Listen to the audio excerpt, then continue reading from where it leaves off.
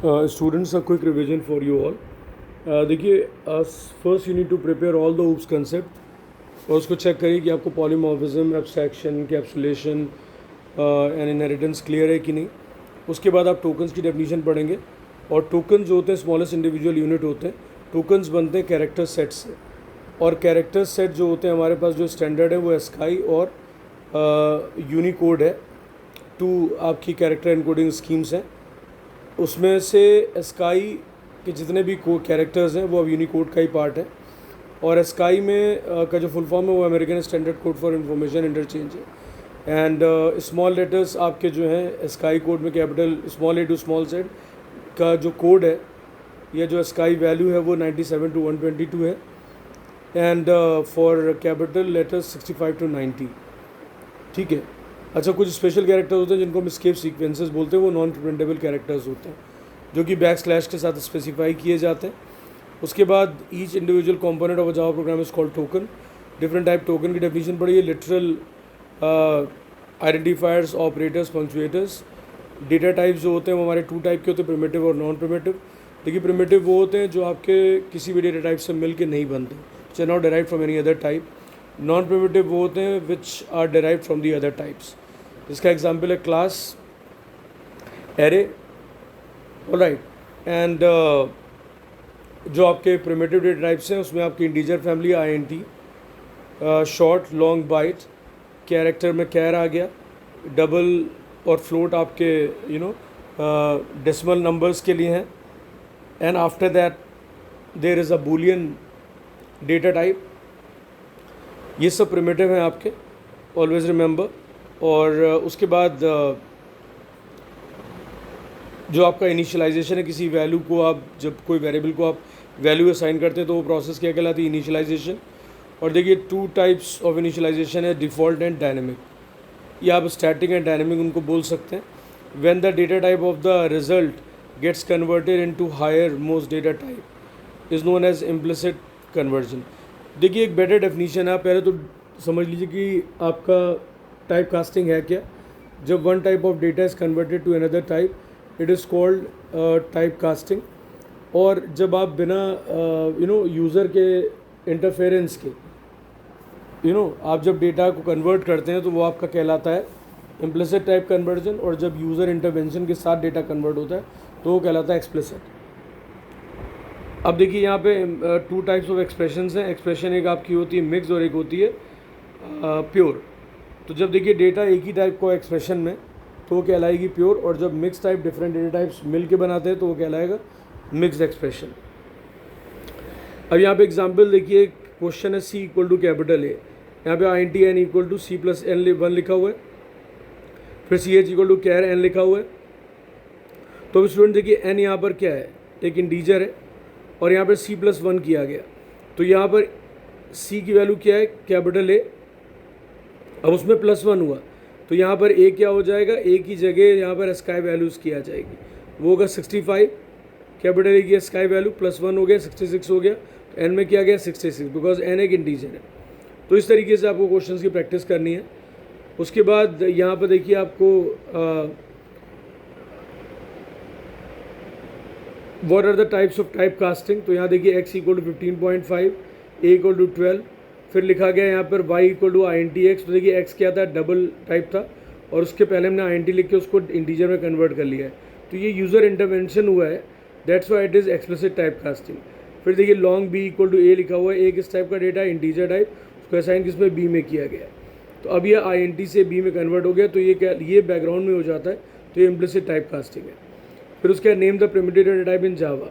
64 bit integer जो है is used when you need a range of values wider than those provided by INT. तो 64 bit integer वो आपको पहले से बता रहे हैं.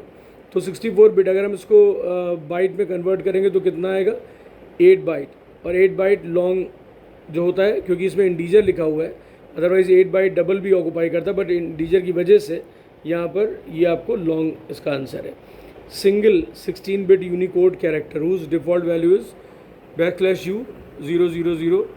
\u 000 4 टाइम्स 0 है यहाँ पे. ये आपका बेसिकली जो है ये एक यूनिकोड कैरेक्टर की बात होती है. कैरेक्टर कितना ऑक्यूपाई करता है, 2 बाइट, जो कि 16 बिट है. तो ऑटोमेटिकली यहाँ पे आंसर कैर आ गया. ठीक है, तो इस तरीके से आपको सारे डेटा टाइप, उनके साइज़, ये सब आप पढ़िए, दैट्स क्वाइट इम्पॉर्टेंट। उसके बाद स्टूडेंट्स देखिए ऑपरेटर कितने टाइप के हैं, arithmetical, relational and logical. Arithmetical सबको पता है, प्लस माइनस डिवीजन मल्टीप्लिकेशन, और उसमें मॉडुलस ऐड हो जाता है, ये अर्थमेटिक ऑपरेशन परफॉर्म करते हैं। उसके बाद आपका रिलेशनल ऑपरेटर आता है। रिलेशनल ऑपरेटर में लेस देन, ग्रेटर देन वाले हैं, जिसमें हमेशा एक्सप्रेशंस का जो आंसर आता है ट्रू फॉल्स में आता है।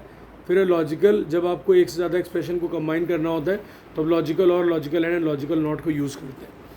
अब यहाँ पर आप टेबल देख लीजिए, अर्थमेटिक की addition, plus minus, division, multiplication, multiplication, division और ये मॉड, ये एक्सप्रेशंस के साथ एग्जांपल है। यहाँ पे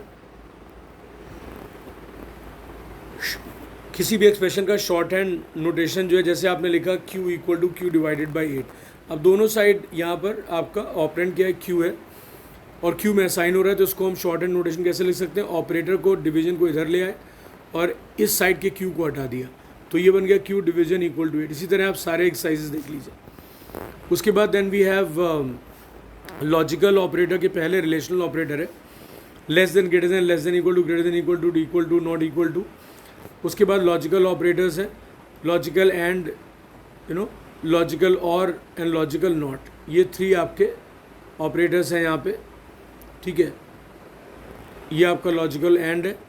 ठीक है, यहाँ पे आप देखिए logical and, logical or and, logical not, तो एक से ज़्यादा कंडीशन को कंबाइन करने में ये काम आता है, और that is also evaluates to true and false, just like relational. अब यहाँ पे एग्जाम्पल इसका समझिए, प्लस प्लस माइनस माइनस वाले क्वेश्चन की इनकी प्रैक्टिस करिए। यहाँ पर एक्सप्रेशन दिए a minus equal to plus plus a plus plus 4। तो पहले तो उसको कन्वर्ट करना है आपको, ये शॉर्ट हैंड नोटेशन दिया है, देखिए ऑपरेटर इधर आ गया है असाइनमेंट के पहले। तो जब इसको एक्सपेंड करेंगे तो यहाँ पर जैसे लिखा हुआ है a इक्वल टू 8 किसकी वैल्यू है, a की, तो यहाँ पर इसका मतलब हो गया a equal to a minus, अब ये पूरा प्लस प्लस a प्लस 4, ये पूरा एक ब्रैकेट में आ गया, तो ये प्री इंक्रीमेंट है, तो इसकी जगह आपने प्लस प्लस 8, यानी कि मतलब क्या हुआ 9 प्लस, अब यहाँ पर 9 है और पोस्ट लगा हुआ प्लस प्लस, तो ये पोस्ट की वजह से यहाँ पर 9 ही रिटेन करेगा वैल्यू अपनी, और उसके बाद 4 एज इट इज़ आ जाएगा, तो 9 प्लस 4 कितना हुआ 22। इसके बाहर ब्रैकेट के माइनस लगा हुआ है, तो यानी कि जो फाइनल रिजल्ट आएगा उसका साइन चेंज हो जाएगा, यहाँ पर 22 आ गया, बाहर माइनस लगा है, जब ये ब्रैकेट ओपन होगा तो यहाँ -22 हो जाएगा। अब यहाँ पर 8 -22 हुआ और इसकी वजह से रिजल्ट क्या है -14। इसी तरीके से आप सारे क्वेश्चंस की प्रैक्टिस करेंगे। उसके बाद स्टूडेंट्स यहाँ पे देखिए स्काई कोड की लिस्ट दी हुई है, 48 to 57, 0 to 9, 65 to 90, A to Z, 97 to 122, A to small z, 32 blank. Unicode आपका जो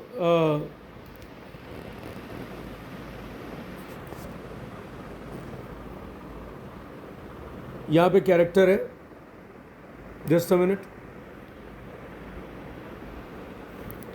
now you can see here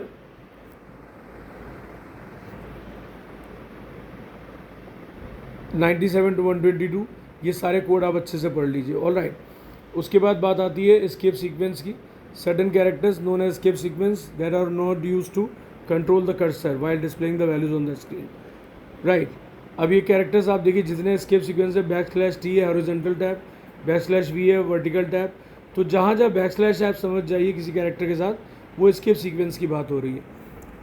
/B backspace, /F form feed.